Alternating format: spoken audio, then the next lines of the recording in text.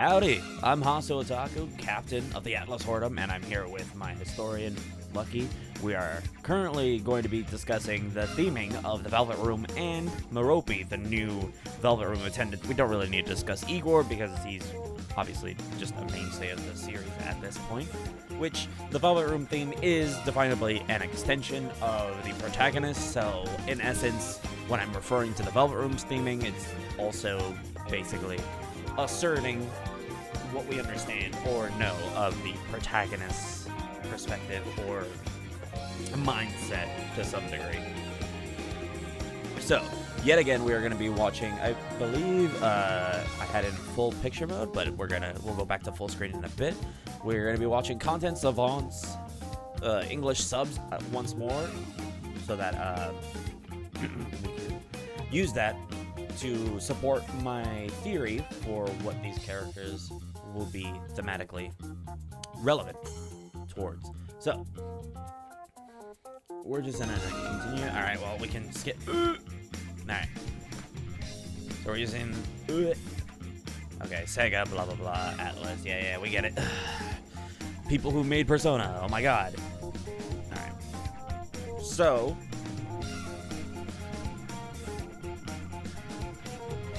we got a small little moment.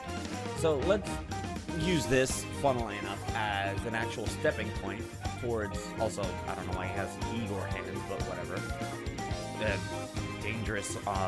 Dangerously similar to Kingdom Hearts homunculi hands and feet, but we'll let that slide. A little odd. Anyway.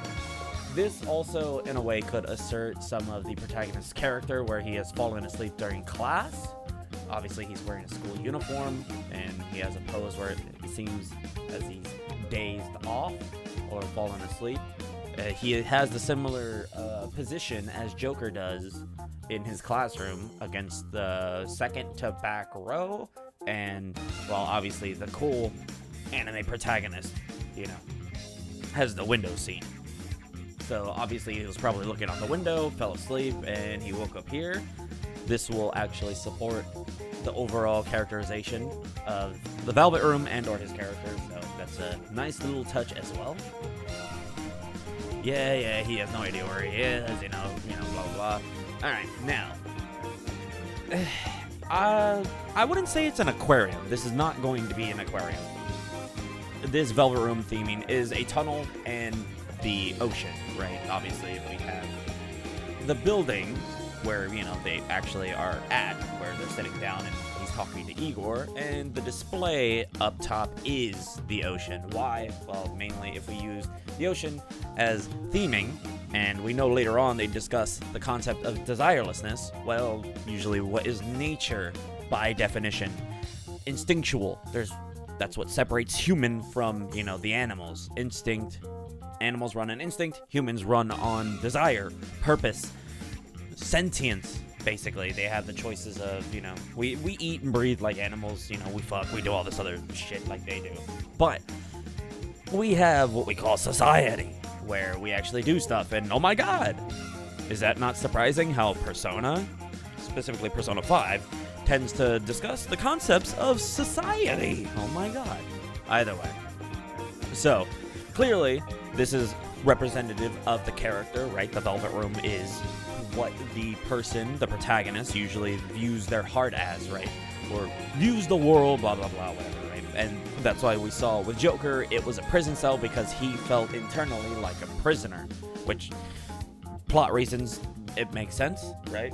And then same with Persona 4 with the limo, because, he was going about his life and trying to find the truth amongst the fogged road, blah, blah, blah, blah, blah, blah. And then Persona 3, obviously, P3 Protag had the elevator, right? Because he was going somewhere. He had a destination in sight that was not of his own volition and not of his own choice to some degree.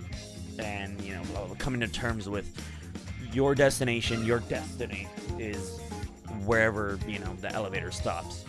Where the elevator chooses to stop for you rather than you choose to stop on what floor.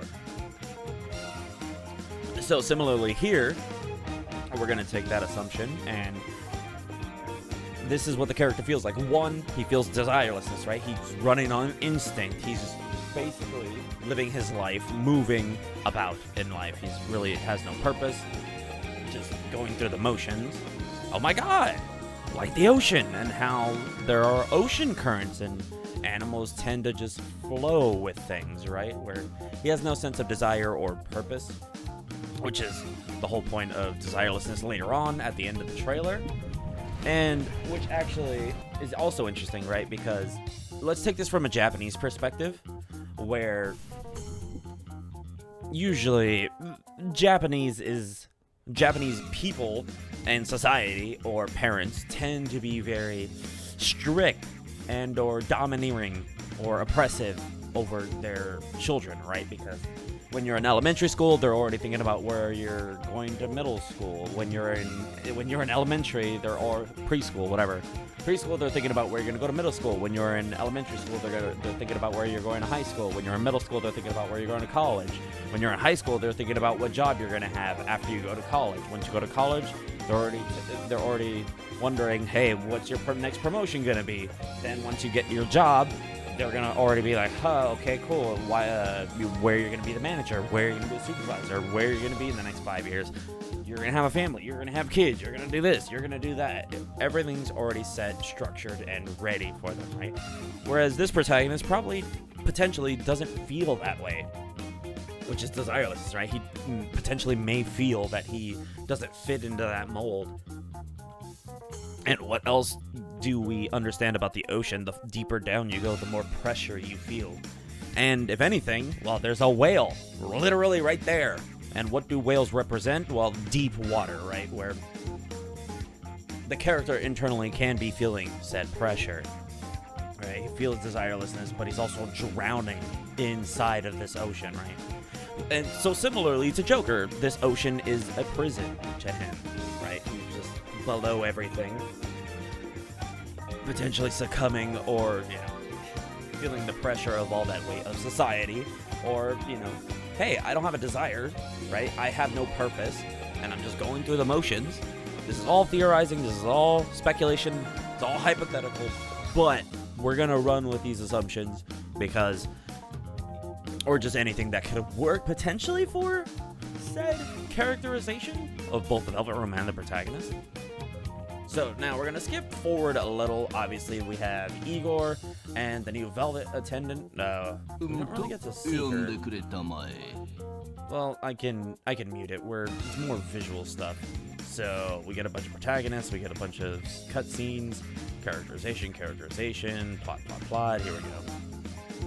I want to take a look at this specific scene where we are in Memtoast.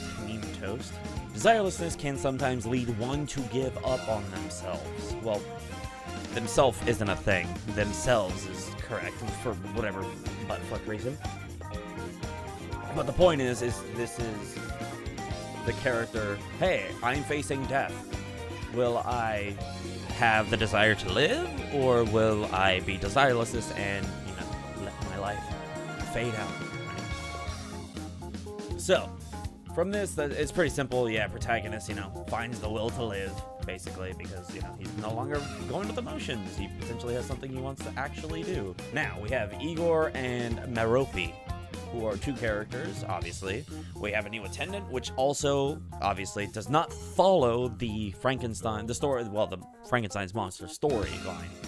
Igor, obviously, still follows that because it's Igor. He's a mainstay of the franchise. They want to keep that. However, obviously, it's a story and there are only so many characters, so at some point you are going to have to use, other names, potentially. However, we use Merope for this one, and she still carries the thing, she still carries the compendium. However, she lacks silver eyes for gray eyes instead, for whatever reason. Igor actually looks really good here compared to his P5 version. It looks like they enhanced the visuals. All right, can we get a? No, we're gonna get just a tit shot. Okay, all right, okay. I guess I'm gonna just. All right, I'm gonna hold it on. Yeah, on her midsection. Anyway, so let's talk about Merope. There are two versions of Merope we can go with. We can go with the Atlus version. Well, not Atlus. Atlas. not EU, not the video game company, the actual Atlas, the man who carried the world on his shoulders, that version. Or we can go with that she is the daughter of Oceanus. Now, a lot of people, obviously, because, oh my god, the Velvet Room is underwater. So most people would just go with, it's Oceanus. But I'm not gonna go that direction. Why? Because I think she is Atlas's daughter. Atlas. Why? Because we understand that she is a daughter, and also she is one of 7, which represent the stars. Specifically, the Little Dipper, which I asked Lucky when we were discussing this and coming up with information regarding these characters and these themings for the Velvet Room and the new attendant, what it represents now. Because I was wondering, is the North Star also part of the Little Dipper? And to my surprise, that was correct. I'm not... astronomy is not my thing. Apparently it is, because I actually remember that information. Anyway. Now, let's discuss the concept of stars and what the Northern Star tends to actually do, which is guide us. Well, so you know your way, right? If you're lost and you have no idea where you are, what do? You look for the North Star. So, okay, cool. 1, you know where north is. 2, hey, oh my god, I can actually survive now because I know directions. What's another word for direction? Purpose. What's another word for purpose? Desire. Because if you desire something, you have a purpose. Everybody has a desire, right? We all want to do things. Some people want to become a scientist. Some people want to become a doctor, firefighter, police officer. I don't know. I want to make bioweapons and release them out into the world. I don't know. Some people in the 40s wanted to take over because, they thought this specific race of people deserved to be at the top of the food chain. Or it could just be, a crazy vigilante. I don't know. Doesn't matter. The point is that we all have a desire, we all have a purpose, and similarly, that stars are symbolic of such a thing, right? And also, or a guiding light. And guess what Persona 5's ending and Royals themes revolve around? Light. Hoshito Bokurato is Persona 5's original ending. Song title translates to With the Stars and Us, and Persona 5 Royals theme is named Our Light. I mean, is it not clear what Merope represents? Because it fits in the core theme of Persona 5. Sure, the Oceanus, right? I guess if anything, the protagonist is the representative more of the Oceanus daughter, and obviously Merope is the guiding star, the guiding light, right? For the protagonist. Because, well, what does the attendant do? They help guide and support the protagonist, right? They help give them strength and power, which not all of them represented, but they all do the same thing fundamentally. Specifically in Persona 5, they were the strength arcana. The twins were the strength for Joker. Obviously, that might not be the same here. And in P4, it was the Empress arcana, and I don't remember if Elizabeth I don't think it wasn't even an arcana, but hey, maybe that explains a lot of what happened with P3. P3's ending. But the point is, that's what I think the theory is. That's it. That's all there is. Alright. That was just my whole theory. Can we all just play, wait, see if the game's good, and then bitch about it later if it's not? And if it is, then we'll sing its praises. Can we do that? And also, not worry about Persona 6, because it's coming. They've said it. Again. Persona 5 had delays, and people were bitching and moaning and whining because the game kept getting delayed. So they were just like, alright, cool, we won't say shit. But now everyone's bitching and moaning. So, hey, and you know what? We get P5X. We have all these other games that you can play. Atlus has made every Persona game available, so you can catch up with the franchise for the most part. Obviously, you can't with certain games like Persona Q, but whatever. The point is that here's some theorizing, some speculation. Because I think it's fun to, instead of, to figure out, hey, how is this lore relevant? Instead of, oh my god, it's a mobile game, fuck this bitch shit. How dare you not give me my Persona 6? What's taking Persona 6 so long? Just relax, it'll be fine. You'll be alright. You'll have this game to throw your money at. And if you choose not to, that's fine too. But I believe that's everything. And if there's more, well, we'll talk about it then. But for now, I think that's all I wanted to talk about. Don't want to overstay my welcome like I did with the last video, which was an hour. God, 18 minutes. Thank you all for joining me. I appreciate it. I've been Hasu Otaku, the captain of the Atlas Whoredom. Thank you all for joining me, and I'll see you guys in the next video. Enjoy the rest of your day, however you choose to spend it. Sayonara.